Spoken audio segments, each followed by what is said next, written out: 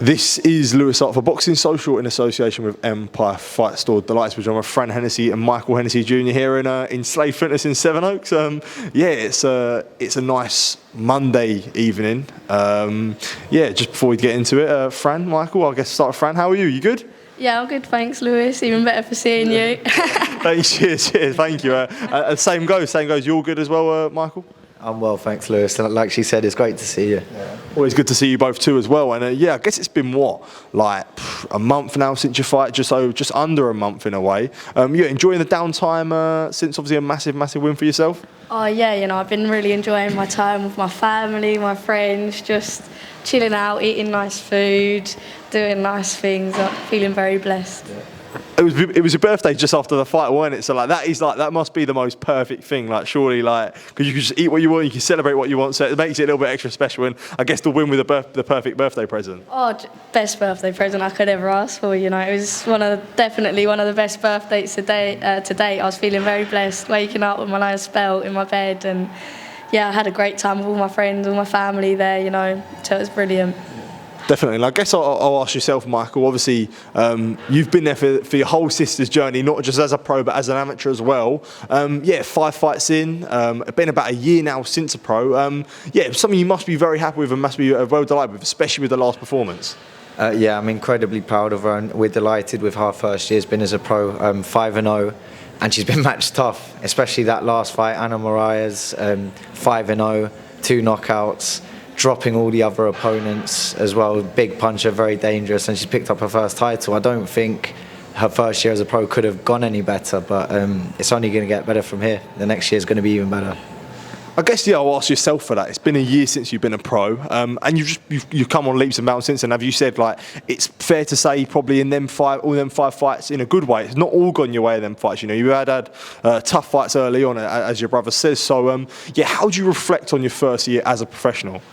Oh, I'm so happy with my first year as a professional. I've gone through every single emotion, every single way you can go for a fight. I've gone through it, So I'm feeling good and I'm feeling great, and I've taken a lot of confidence from these fights I've had early on. I don't think there's many prospects that have had the fights I've had early on, so I'm taking a lot of confidence from it.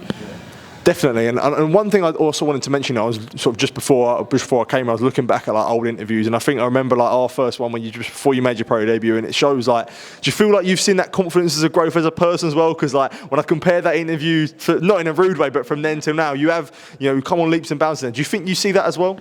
100%. People forget. I was only 18 when I turned pro, so.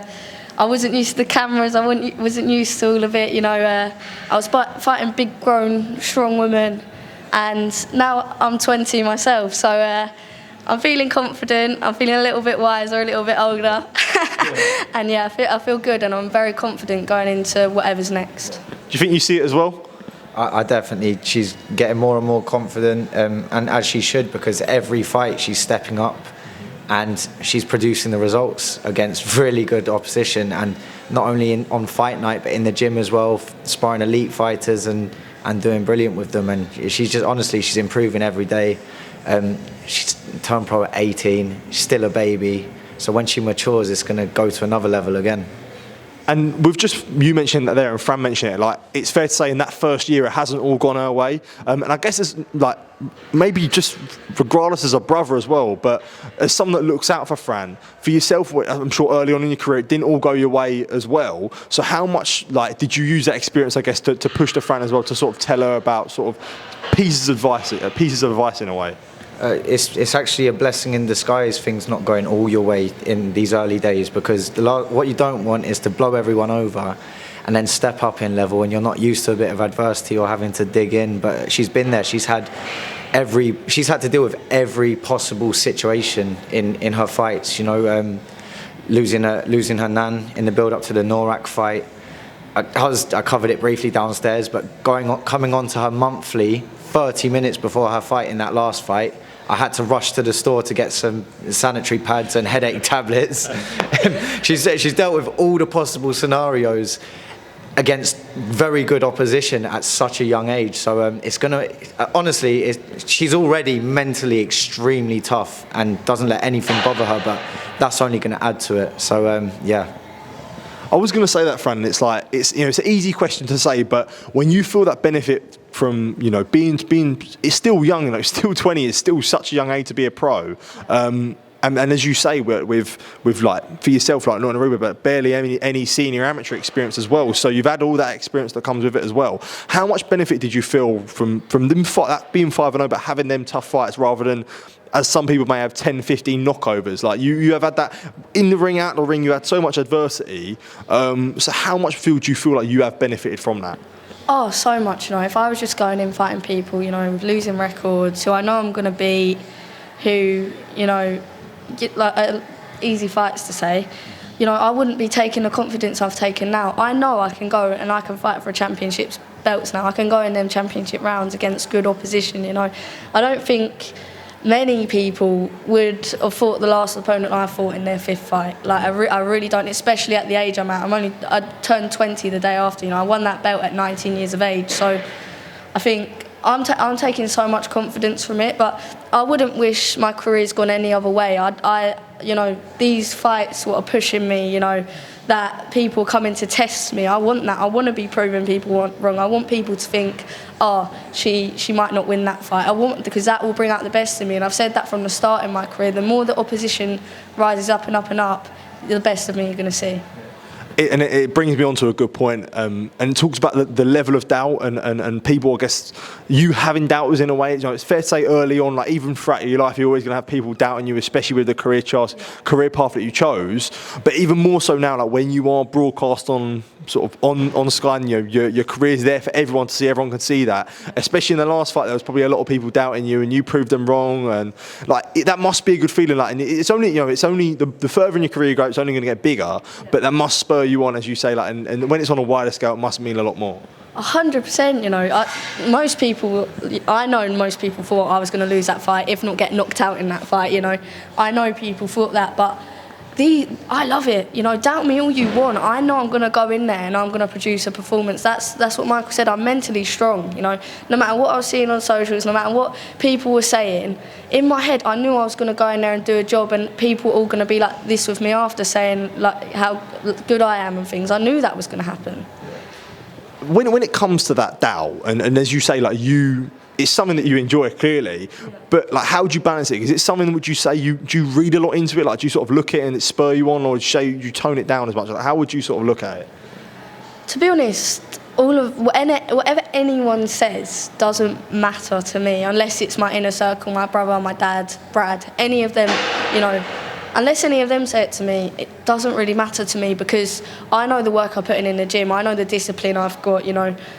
Everyone will tell you who's around me, I am obsessed with this game. I think about it 24 hours a day, and they have to all pull me back, because I just constantly want to be in the gym. So I think, there's a difference between wanting to win and wanting to win titles and then being obsessed with the sport. I'm obsessed with the sport. Yeah. And you mentioned there about your family and obviously your brothers aside of you there, and there was something I wanted to mention after the fight. There was like a great photo posted with yourself and the WBA belt with your dad. And when boxing's in your dad's life, it's in all your lives as well, and you would have grown up through it. And boxing isn't this like part-time sport. I'm sure you would have grown up and seen your dad on calls and all around the world. And now I guess for himself, like he's got kids of his own who box, and he's been there all the way for yourself, and he'll be there all the way for yourself. It must have been special to share that moment and see that picture, and the journey's still there to be said. Yeah, do you know what? It was like the first time, my dad's been my biggest supporter, since I begun boxing. He's told everyone what I'm going to be and what I'm going to achieve, and it just felt like that first milestone where what he's been saying about me was true, because look, I can go out on my debut, perform amazing against, don't get me wrong, tough girl, lots of respect for her, but against a girl, who's got a losing record. But then in this fight, I proved I can beat girls in style who are unbeaten themselves, who are knocking people out. I can go in there and do that. And I think for me and my dad, it was quite an emotional thing in that sense, because everything we've been saying, we're kind of showing now. But that's the first milestone for us. There's still so much more for me to show. I'm not. That's not satisfied me. Like winning that, I'm blessed, but I want as much more as them as I can get. Yeah. And for yourself, Michael, like where you have that family, that's such a that supportive, I guess, unit as a family. Like it starts from your dad. You know, it's fair to say it starts from your dad, but obviously it's not just you. Like Fran will support you in your fight. You know, your sister will support you in your fight, and to have that supportive family unit, like you've got a boxing family, so it must be like special for you, not just yourself boxing, but to see your sister as well, where you all support each other and sharing that moment as well. 1,000,000%. Like boxing's been our lives from a young age, and like she was saying, you know, there would have been doubters, especially, you know, there will still be doubters, but a lot more before that last fight, because there was probably still people questioning whether it was a gimmick or whatever. Mick Hennessy's daughter does all the dancing, this and that, but when she steps up, can she deliver? And boy, did she deliver in that last fight against a dangerous opponent. And yeah, the sky's the limit for her, and she will continue to prove people wrong and step up every single time. She gets better when there's more pressure on her and when the opponent's better. The better the opponent, the better she will fight, and that's what you'll see as her career goes on. Sorry, I thought you were going to say something there, Fran. But yeah, and you know, and just another thing to touch on as well. Like as you know, we talked about maturing, but it's sort of things that you've suffered outside the ring as well. As you say, it's not been an easy journey. Like people don't really see what you have to go through and what you've been through outside the ring before you do get in the ring. So yeah, it shows the emphasis that the strong character that you've got at such a young age to go through all these things like in and out of the ring and put in performances like you do. Yeah, of course. Look, I've been through things before my fight. You know, hard things have happened, but I know, you know, I'm blessed with what I've got. I've got an amazing family around me. You know, I have food put on my table every day. You know, I have access to water, and a lot of people don't have these things. So I'm blessed to have these things. So when hard times happen, I think of the people who would die to be in the position that I'm in. So that's it, really. So, yeah. And just quickly before we do move on, how important is it now, I guess, to ride on the momentum of that performance, like keep sticking out and keep, I guess, pushing for big fights now? And you know that was an 8 round. I'm sure you want 10 rounders, so that's important to, I guess, keep riding the momentum. Yeah, keep the ball rolling now. We've got to keep pushing on. You know, yeah. As I said, I want more belts now. I've got my eyes on some more belts that I definitely want in the future, and people can see that now. You know, I can compete at a high level. So I think it's only about pushing on now. Definitely, it's only right to quickly move on, and it's only right to sort of touch on what's next or what is potentially next. Yeah, I guess a couple weeks ago, like last week or so, yeah, I saw a nice Instagram back and forth between yourself and Shannon Courtenay, who is someone that you've previously called out. I guess started from her really, posted one of your photos and sort of questioned the level of opposition that you're fighting, and and said, I think one of the things that he said was Ben Shalom wouldn't, even though she's coming off, he wouldn't dare put you in there. So yeah, what was that all that back and forth about, would you say? First of all, would Ben Shalom put her back in the ring after her last performance? And second of all, I'm not quite sure what she's saying about my opponent's not good or whatever, because my opponent actually beat the gal that just beat her and knocked her down 3 times in a 4-rounder. So, to be honest, she's delusional. That's the way I put it. I honestly think she's delusional. She's trying to bring me down because obviously she's just lost. So nothing she's saying is making sense at all. Do you know what I mean? Like, and but yeah, to be honest, she can go and fight the last girl that I've fought. You know, she can, and if she beats her, let's get it on. I know I wipe the floor with her, definitely. So, and if she wants it before then, come down to my gym. Let's have a spar. Get them 8-ounce gloves on. Let's have a spar. If that's, but right now, she's come off a loss. You know, I'm going up in my career now. If she wants to come and fight, go fight the girl that I last beat and beat her. Simple. Did it take you a bit by surprise? Because I think I saw it and it was like, as you say, she was the one that started, and as you say, like sort of trying to bring you down after. Was any of it took you by surprise? I just think it's disrespectful, to be honest, because I was getting asked questions about her after her loss, and I was nothing but respectful because, you know, we're all fighters at the end of the day. Who am I to comment straight after, you know, something like that's happened to a fighter? I'm not that type of person. But now she's come for me and disrespected me and thinks she can put, oh, she's a nice girl at the start of a sentence to sweeten the blow. No, don't disrespect me. You know, I might be 20 years of age, but she can't come and disrespect me like that, you know. So I would love to fight her. I'd love to get in the ring with her and show her what's what. But look, she needs to go. She needs to have another fight. She needs to win her fight, and then she'll be a bit relevant for me to fight. That's simple. Yeah. Do you like what's being said there? Yeah, I love seeing I love seeing this side of Fran come out, because not many people have seen it. You know, they see this sweet young girl, which she is, but the worst thing you can do with her is push her buttons. And if you disrespect her, she doesn't act kindly. Like as you saw with that last fight, you know, that's the first time she's had an opponent sort of stick it on her a little bit, and you've seen how she reacted. So that was probably the worst thing Shannon Courtenay could have done. Like Fran was saying, she's a great fighter. She's, you know, been there, done it, won a world title, but she's coming off a layoff. She's just lost her comeback fight. The only logical explanation for what she put up is just like it's just her wanting one last big payday, because, you know, it just didn't make sense what she was saying. And as for like Ben Shalom not wanting to put her in the ring, Fran from a young age, from 15 years old, has been trying to get a spar with Shannon Courtenay, but for whatever reason, it's just never come off. And not because of not on Fran's part. She was down at Boxing Booth, like that's around the corner from us pretty much. We was trying to get that for ages, but just it never materialised. But yeah, look, Shannon, she can come back, she can win a fight, and win the fight against Fran's last opponent, which should be easy enough given what she put in that Instagram story, and then we can get it on for the British title next year. Yeah. Look, no, 100%. What Michael said. Look, I'm nothing but respectful. Even, you know, when I first mentioned Shannon's name, I was respectful. You know, I said, look, respect her as a fighter. You know, never said a bad word. But I don't like the fact, you know, that these people think they can come, disrespect me, and put, oh, she's a nice girl at the start of it, and think they can say all this stuff, you know. I'm like, put some respect to my name a little bit, you know. I'm just turned 20 years of age. I turned pro at 18. I've just won my first title. Don't discredit me because you've just lost your last fight, you know. Like, it just, look, at all costs, yeah, try to get back in the mix, but don't disrespect someone and say false things, because honestly, just was delusional, to get yourself back in the mix, because it's ridiculous.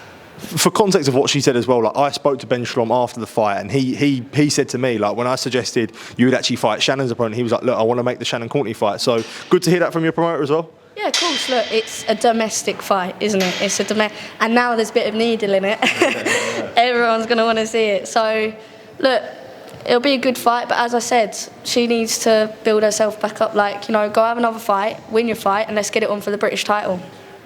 I'm not trying to stir it, but like, because the pot's definitely been stirred enough. But I did want to ask, like, you know, there was obviously on the same card and I'm pretty sure on the way to the venue you was in the same card together. Am I right in saying that? Was that right? No. Oh, you wasn't. Oh, okay, sorry. Sorry, the weigh-in. The weigh-in. Yeah. Sorry, the weigh-in. Yeah. Yeah, the weigh-in. So was anything said between you? Like, was it because, as you say, like, she obviously been disrespectful to yourself. So was there any conversation between you? Not a word. Like, spoke to some of her team. Very lovely. You know, nothing at all, you know, respectful.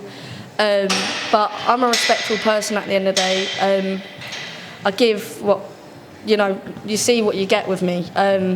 I'll never disrespect a fighter ever, you know, because I believe everyone who's getting in the ring, you know, I have respect for them. But if you're coming and disrespecting me, that's a different matter, you know. She thinks because I'm 20 and this and that, I'm not going to bite back. And I just think it's like, you know, like, grow up, really. And that's me saying it, and I'm just turned 20 years of age.